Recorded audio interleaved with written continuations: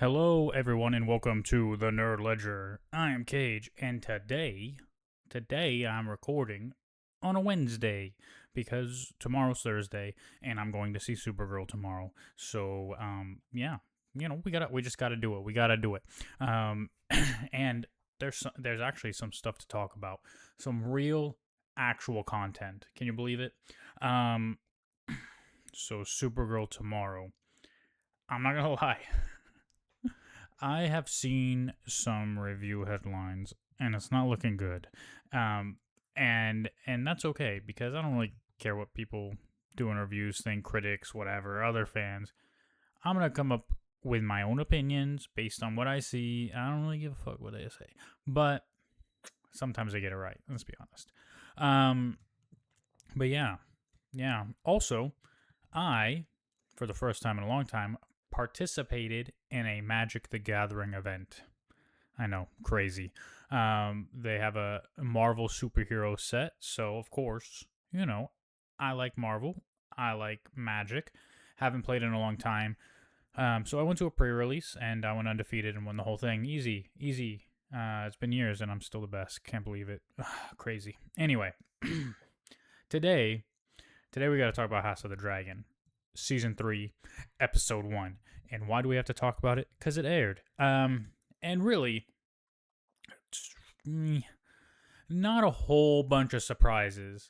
There's some stuff where obviously people are upset, some people are traumatized. But I'm living for the memes at this moment, okay? Memes about Reyna, memes about Sheep Stealer. These things are giving me life, let's be honest. So between seasons 2 and 3, maybe it was 1 and 2. Maybe it was between seasons 1 and 2. I read the book.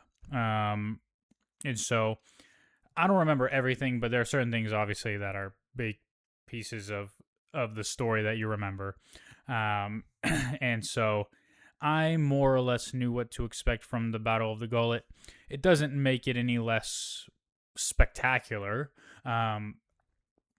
But this is always the difficulty with knowing some of the source material before going into something is inevitably there are changes.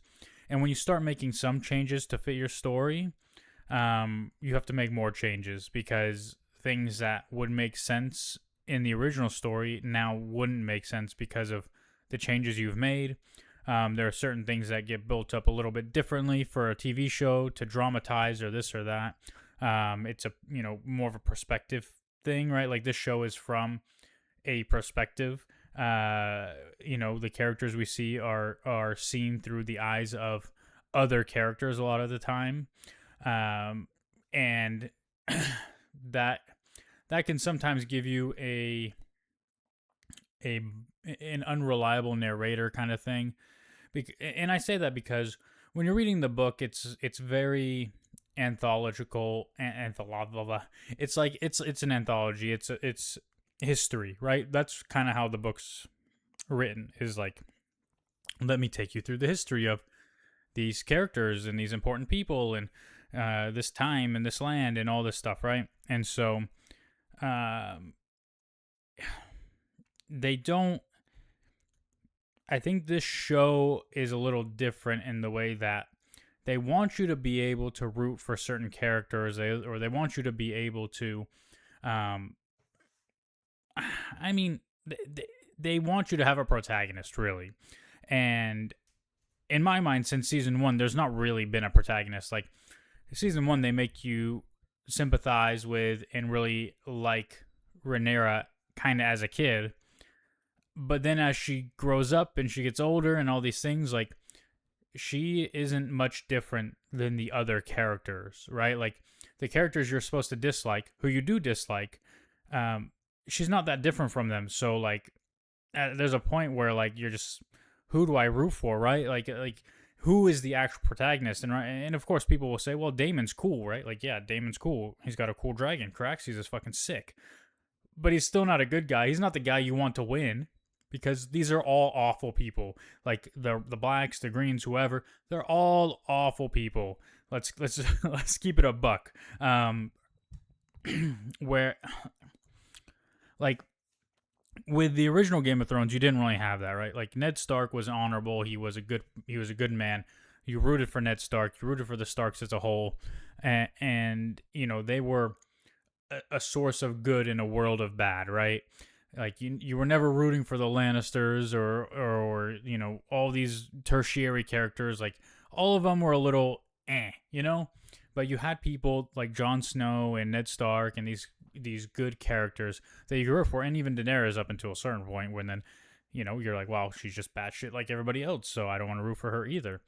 Um, so House of the Dragon is a little bit different. That's why I say it's kind of like more of a perspective thing. Is like we're seeing things through other perspectives. And so they they made changes that I think people are upset about, and that's always going to happen, to be honest. Like there are people who who dislike Marvel movies because of how much they deviate from the source material. And the strength I think that Marvel has always had for most of the MCU is that they get the character work correct. Like they nail the character and the core of the characters a lot at the time. And when you do that, you can put them in any story, right? Because it's just like you're writing and you have a new comic book run that's never been told before, and you're putting these characters in, and that's kind of what the movies have felt like to me. And I think that leads to some success, but there are always going to be people upset that like they're using names of things that aren't those things. We've seen that plenty of times. So in this episode, noticeable changes are like the seedlings, right? Ulf and Adam and Hugh, they were over there waiting for Aemon to show up at Harrenhal with Vagar, and they're just chilling, they're waiting. In the book, right, they're at the Battle of the Gullet, and they also neglect the true motivation for Jacaerys to be involved in the Battle of the Gullet as much as he was. And there's so much that is changed, but the most noticeable change that really has annoyed folks, I think, is the exclusion of the character Nettles. And it can be interesting that they've excluded her, but it could have been much more interesting that they included her. So for people unacquainted, Nettles is a character who, in the book, is the one who claims sheep stealer, and they've given that role to Rhaena in the show. Nettles and Daemon have this weird thing, and she really drives more of a wedge between Daemon and Rhaenyra, and the most significant part of Nettles, right? Like the thing that makes people the most annoyed about this change is that her lineage is never verified. So she really calls into question the specialness of a Targaryen, right? The idea that only Targaryens can tame dragons, like only Targaryens are unique enough and special enough and chosen to be dragon riders, because Nettles is seemingly a lowborn girl with no ties to the Targaryens at all, who claims a dragon, and so that kind of it creates some ambiguity and some interesting scenarios where you question, are Targaryens truly the special ones, the chosen ones, and all this, right? And so there's people upset about that, and that to me that's understandable, but I don't even think that's entirely necessary and to the story they're trying to tell. And Rhaena can still serve that purpose because Rhaena is the daughter of Daemon, and what was her name? Bela? I don't remember her name. Corlys is one of Corlys's daughters, and so this is a stepdaughter to Rhaenyra, And Damon will most likely have her back after the events of this episode, and that'll cause a a rift, more likely a greater rift between Rhaenyra and Damon. So before I fully get into it, I'll just say spoiler warning if you haven't watched it, because I will spoil it. But yeah, I mean, really, this episode is the Battle of the Gullet. There's other little things that happen, obviously. Some stuff with Alicent and Aemond, Damon, hunting down uh, some of some of the Greens folks. Some bannermen from the Stark show up, not actual Starks, and Sir Kristen Cole just being fucking the worst, as always. So there's other things, little things happening, right? Sheep Stealer is a big part of this episode, and Sheep Stealer is he's not all there. Sheep Stealer is great. Sheep Stealer is the source of all my joy this week. There's people hating on Sheep Stealer because, listen, he's burning his own people. He's just flying around, causing destruction, chasing down other dragons, and trying to kill Rhaena's sister, and he's just going crazy. And people are like, "Yo, what the fuck, man? What, like, it's not his fault, guys. Sheep Stealer is a wild dragon. He might be slightly autistic. He's just, he probably doesn't understand Valerian, and this bitch Rhaena just keeps shouting shit at him. I don't fucking know what the fuck you talking about. All I know is how to burn shit.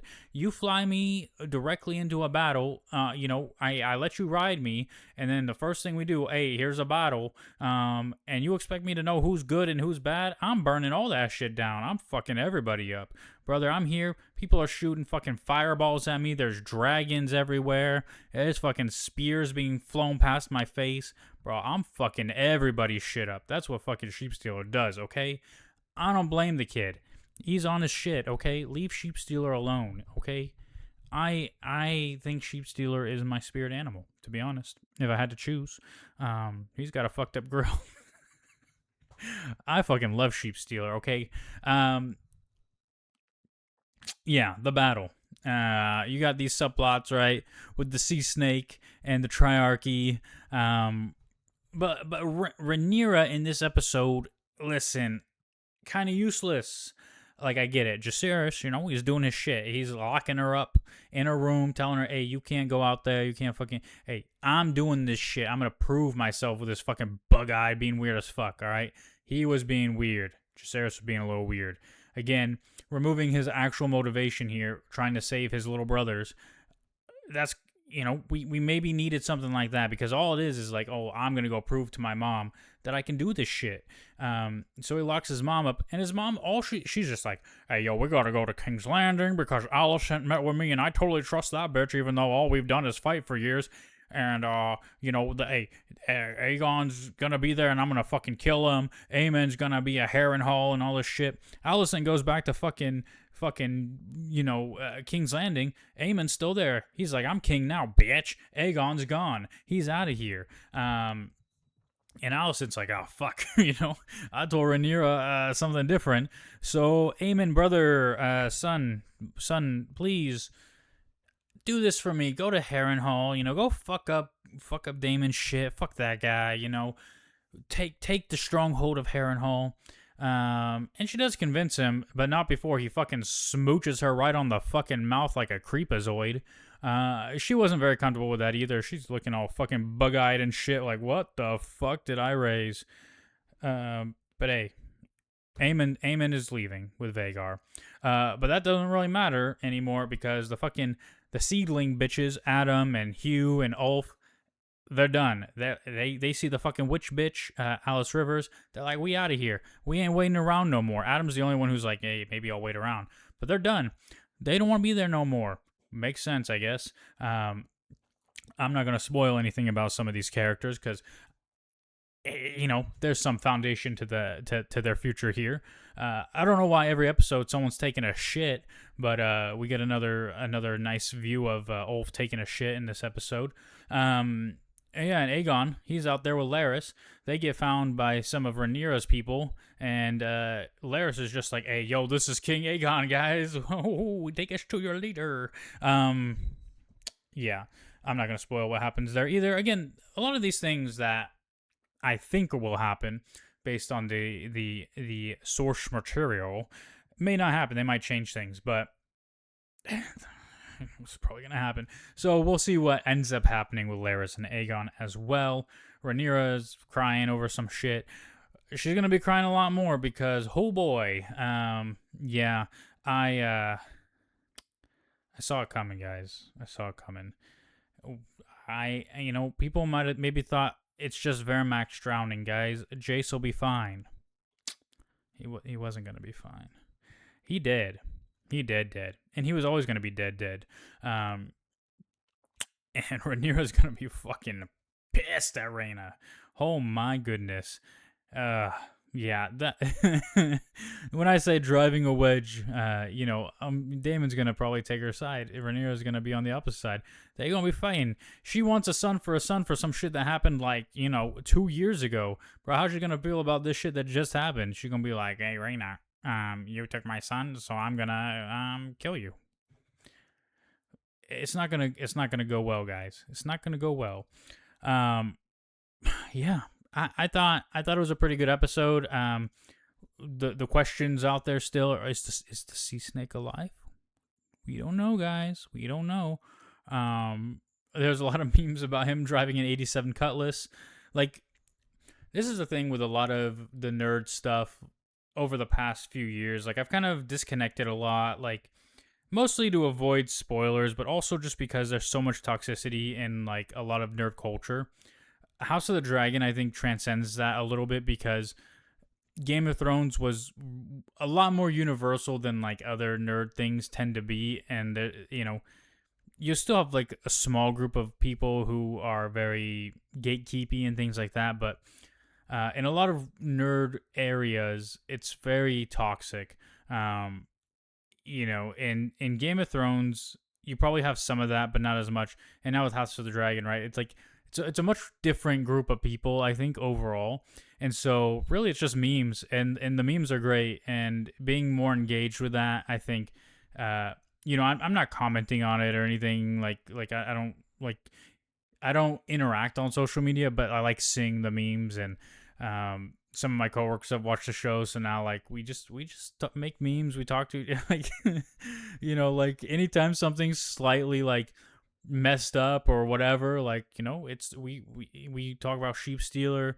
There's a meme that has been going around on social media, but also that one of my coworkers sent me, and it's like Rhaena, and it says, "Just know if I show up like this, I'm about to make some bad decisions and fuck shit up." Like this, it's just good memes. It's enjoyable, and listen, I get it if like people don't like House of the Dragon or don't like some of the decisions they've made as far as adaptation and this and that, but it's enjoyable. It's still peak television. Like, they're always gonna make changes, and it's great. I think there are very slow parts of the first two seasons. There are less enjoyable parts of House of the Dragon than there were of Game of Thrones, right? Like, Game of Thrones was peak. House of the Dragon isn't as good, but it's still really good, and episodes like this are reasons why. Like, it's a great episode. And it'll, the only thing I didn't really touch on is Kristen Cole being a fucking C-word. Bro's just fucking painting pictures and shit while people are doing awful things in his camp. And yeah. Here's no knight. Brother really thought Rhaenyra was going to run away with him and sell fucking oranges instead of being queen. And then when she says no, he ends up being a bitch boy to some other queen. Fucking doing nothing. Fucking now, mate. He's doing fucking now, mate. He's fucking sitting there, painting his little pictures, doing fucking nothing. What the fuck's wrong with him, mate? Ain't nobody give a fuck about Sir Kristen Cole. Ugh. Anyway. Yeah, I mean, I like the episode. I'm looking forward to the next episode. And I need to watch Spider Noir still, guys. I'm 2 episodes in. I started watching it with my wife, and so I'm, when we watch things together, it takes a little longer than if I watch them by myself, which is fine. It's okay. We're gonna watch it. Don't worry. I'm looking forward to it. But yeah, just wanted to record something short, share some thoughts on House of the Dragon.